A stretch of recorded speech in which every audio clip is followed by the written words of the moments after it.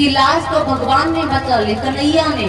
बोले उन्होंने एक संकल्प किया था, क्या किया था? उन्होंने कहा था कि मेरी लाज तो भगवान ने बचा लिया, लेकिन देखना मेरी पत्नी को नंगा होने से प्रभु ने बचा लिया, और तुम्हें अगर तुम्हारी मैया के सामने नंगा खड़ा न किया तो मुझे भी कौन धर्मराज युधिष्ठिर कहेगा। मतलब हाँ, ये युधिष्ठिर का संकल्प आज तुम पूरा करने जा रहे हो। महाराज ध्यान देना, बुद्धि पलट गई। क्यों? क्योंकि बताया है आए जाए प्रभु करम न फल दे।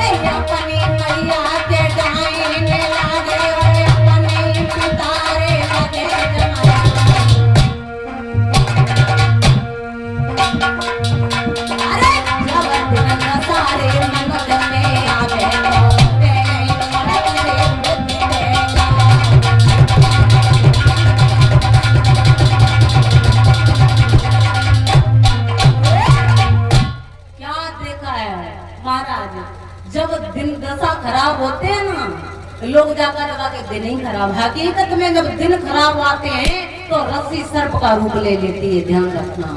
महाराज आज बुद्धि बदल गई, प्रभु ने अपना पीताम्बर दिया, लपेट लिया है, और कहीं कहीं प्रमाण मिलता केरा के पात को पहन लिए और आगे बढ़कर के मैया के समक्ष पहुंचे।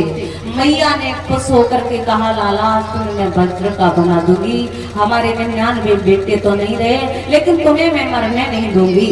उसी समय महाराज ने खोल करके दृष्टि डाली है, और दृष्टि को डाला है तो मैया रो पड़ी है, लाला तूने अच्छा नहीं किया, मैंने अपने नेत्रों की शक्ति को भी गमा दिया और तुझे भी मैं वज्र का नहीं बना पाई, तूने क्या किया दुर्योधन। उसी समय कहा, लाला अगर जंगा से ऊपर वार हुआ तो मैया जिम्मेदार होगी, अगर जंगा पर वार हुआ तो मैया जिम्मेदार नहीं होगी। इतना जब कहा है तो वहां से महाराज आगे बढ़े हैं। कौन? दुर्योधन। कहाँ के लिए? व्यास सरोवर तालाब, सरोवर के लिए निकल पड़े हैं। और जब निकले तो महाराज दुर्योधन जो है असली नर का रूप था, इसके स्तन के चिन्ह नहीं थे। ये जल में जब चलता था तो इसके पैरों से कमल के पुष्प जब उगाया करते थे। तो ये व्यास सरोवर तालाब में अंदर गया तो उसमें महाराज उल्टे पैर गया, सीधे पैर नहीं गया कि हमारी पहचान न हो जाए, और जा करके मैया लक्ष्मी की ओट में छिप गया। मैया लक्ष्मी का वास इसके हाथों में था, इसलिए और जा करके जब छिप गया, इधर पांचों पांडवों ने संकल्प किया कि आज दुर्योधन का वध तो करना है, कुछ भी हो जाए।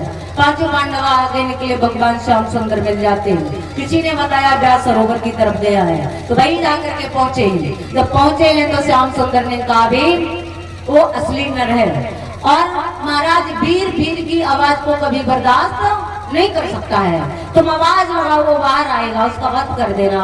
उसी समय भीम ने आवाज लगाई, लेकिन वो बाहर नहीं आया, और जब नहीं आया तो कहने लगे हाथ में गदा है, हम जल में अगर मारेंगे ना तो जल फट जाएगा और तुझे मैं बाहर लेके आऊंगा।